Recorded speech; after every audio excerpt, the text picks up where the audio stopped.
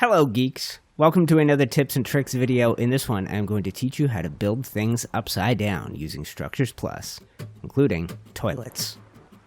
Today, I'm going to be taking you through another tips and tricks style video. This is the second one I have done. If I have any expertise in this game, it is building with Structures Plus, which is probably my favorite mod and the most popular mod among builders. Now, a lot of the tips have been done for vanilla building. If I come across any that I think you would like to see, I will certainly share them with you. But today's tip is going to be a tip for Structures Plus. Now, nothing we have done so far can you not do with vanilla. Now, this is about to change. That is a sloped wall. Boom. With S+, you can hang those underneath a ceiling and get that angle. Now, in and of itself, I'm sure you guys who are stuck using vanilla are jealous because that is a versatile building piece right there. You can make archways, you can do lots of stuff with it, but it is also the key to turning anything in this game upside down. And that doesn't just include S+, that includes vanilla bits. So if I build off of here, that is the underside of a stone ceiling. You can see the texture is more like stucco rather than this, which is a cobblestone. And if you use a, if you use a vanilla ceiling, you get that in addition, which is a cross pattern. Now, if you can imagine, all of a sudden, you can start doing some very cool stuff with your floors. Now let's keep going across, and I will show you some of the possibilities. The upside down of a wood ceiling is very cool looking. It has a much more polished look, and you've got these ribs going across. So you could build out some very cool stuff doing that. And then beyond that, we have the thatch. Now, this one looks a little bit strange because obviously gravity is at play in the design of the thatch ceiling, but that is kind of a cool thing. And if you build off this with slopes, then you get a whole nother possibility. Now let's take a look at this. Here is one issue you may run into. They want to angle themselves like that. So you would then have to come in and use the sloped wall to angle it back the other way.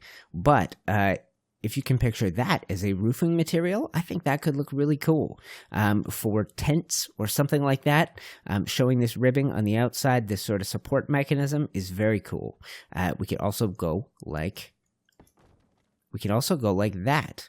Now, that as a roofing material is quite cool. And you don't have to do it just with ceilings. I think if we were to try, pardon me, let's go ahead and remove this. If we were to try with a ramp, that is another possibility. So let's find a snap point that works for that. Quite cool, right? Now, if you position things right, you could use that as a roofing material or just as an alternative ramp. And I think it's quite a neat look. Now, with a S+ sloped roof, the vanilla version. Now it's funny, some only want to snap this way. That's fine for us. Let's go ahead and do that. That's cool because you're putting the wood on the bottom. And then lastly, I did want to show you the Adobe. So let's go ahead and take a look at that. We didn't do the Adobe ceilings because they are more or less the same on the bottom and the top. But if you wanted that texture on the inside, the underside of a roof, you could totally accomplish that. And if you wanted this smooth texture that matches an Adobe wall, you could do that as your roof. Now that is only the beginning. One of my favorite things you can do is this. Having a window frame with the window at the bottom instead of the top. And there are a billion possibilities, guys. Wooden railings on the upside down side of one of these are awesome. They stand straight up, and you can actually, one of my favorite things we did when Arali and I first started working on this concept was a toilet. The possibilities become endless as soon as you start making these changes. Inside out walls gave us a whole lot of possibilities, and people like that about Log Cabin 2. Built inside out walls, and they hadn't necessarily seen a lot of that before. Once you start flipping things upside down, man, do the possibilities change. Now, this is my tips and tricks series. I also have a creative building series called Building Evolved. If you're stumbling on this video and you haven't seen Building Evolved, I will link you to that at the end. But we're going to walk through the city and find a couple... We're going to find a couple of the cool spots where I have taken advantage of upside down pieces. And this dock is one of them. So if you have a look from above, you will see that the ceilings that surround it are a mix of right side up and upside down. So you have a mix of the cobblestone and the stucco, and I think it makes it for a bit of variation. It's quite cool.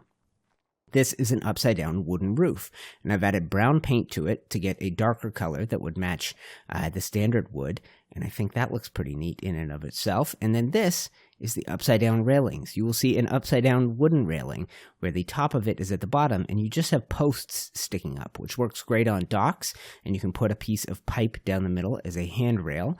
And then this is an upside-down stone railing. Quite cool.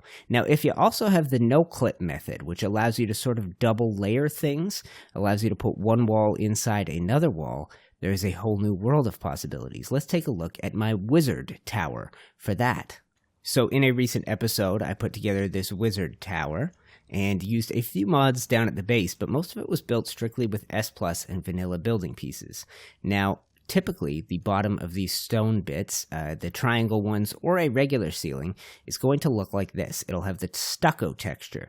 And if instead you wanted the cobblestone texture on the bottom, all you have to do is the trick that allows you to upside down flip things. Now, if you back up, you notice a heck of a lot of detail. What is that? Well, that is a combination of inside-out walls, upside down, and regular. So if you look up here, that is an inside-out stone wall. This, with the T at the top, is an inside-out, upside-down stone wall. Right on? And then double layering allows you to do, say, a window with a wall. Or, over here, a window with a door frame. So the world of possibilities begins to open up, guys. I have one more thing to show you on the front of the church. So if you take a look at the church, that is the triangle roof. Now, a standard roof gives you a very similar texture, right? The only problem is if you want to build, say, a underhang to a roof, an underside, like we have down there, you are stuck with a different texture. You're stuck with that bottom texture, which is lighter and more polished looking. Well, if you use the upside down technique, you can get the top texture on the bottom, and therefore it will perfectly match the top. So, guys, I'm going to keep it fairly simple. There are a billion different varieties and a billion different possibilities I could show you for how to make the most of upside-down railings, walls, toilets, window frames, a billion different things, roofs and ramps, but I think I've given you the technique. It's very, very simple. We'll go over it one more time before the end of the video. Alright guys, let's review the technique before the end of the video. What we're going to do is build up with walls, like so. Build off with a ceiling, and we'll go ahead and build off with two ceilings. And then just from there, you're going to hang underneath with a upside down sloped wall. Now, this point becomes a little difficult because it has a couple of different snap points to choose from. You want the green side facing you, and that didn't quite work.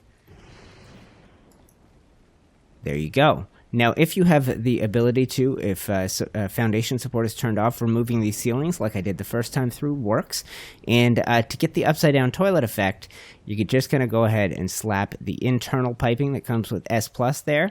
We'll build off another ceiling just so we have something to center on, and boom. Upside-down toilet. Now, anything that snaps, which is a lot in S+, is going to do that for you.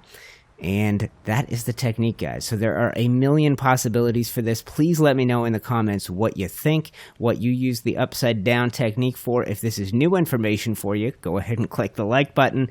And if you're new to it, if you have not experienced my Building Evolved series and you want to see what this whole amazing city, it's going to take some time to render in. But if you want to see the process I have gone through to build this city on the center map around this river, which I have turned into a canal, go ahead and check out the link that's popping up on your screen right now. One last thing, guys, I want to shout out G-Portal servers. They make it possible for this whole community of servers to exist for me and my patrons. Link for them is in the description. If you need a server of your own, you actually get a discount if you use that link, and they know we sent you. So think about doing that.